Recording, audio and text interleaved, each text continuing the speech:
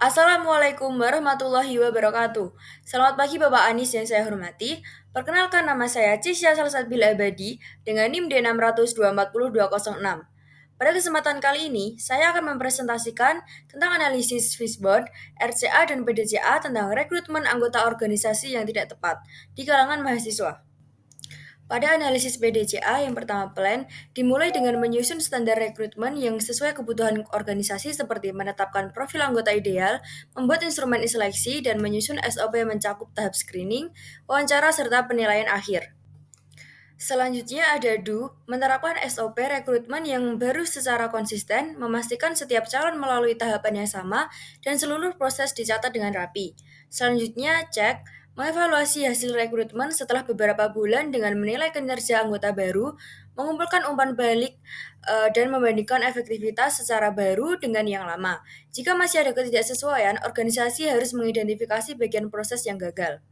Selanjutnya ada Act, organisasi menetapkan perbaikan berdasarkan hasil evaluasi seperti memperketat tahapan seleksi, menyempurnakan instrumen penilaian, atau memberikan pelatihan tambahan bagi tim perekrut. Siklus PDCA perlu diulang secara berkala agar sistem rekrutmen terus meningkat dan resiko penerimaan anggota yang tidak sesuai dapat diminimalkan.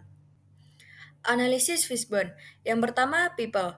Perekrut kurang kompeten menilai karakter dan kecocokan calon, serta cenderung fokus pada jumlah sehingga seleksi menjadi longgar. Yang kedua, method. Tidak adanya SOP seleksi, membuat wawancara, uji kemampuan dan verifikasi komitmen dilakukan secara tidak konsisten. Yang ketiga, ada measurement. Organisasi tidak punya indikator atau metrik yang jelas untuk menilai efektivitas rekrutmen, seperti keaktifan atau kinerja awal anggota baru. Tiga, material. Tidak adanya formulir, tes, atau alat penilaian objektif membuat keputusan rekrutmen menjadi subjektif.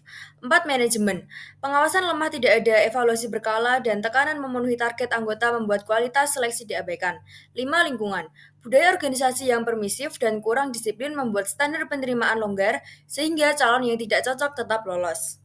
Selanjutnya ada analisis RCA. Yang pertama, ketidakjelasan kriteria anggota ideal.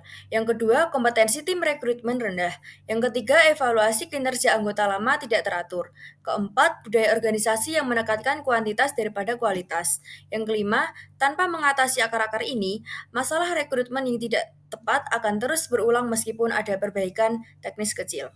Jadi kesimpulannya adalah rekrutmen anggota organisasi yang tidak tepat terjadi karena proses seleksi yang kurang jelas, kriteria yang tidak sesuai kebutuhan, dan evaluasi calon yang tidak mendalam.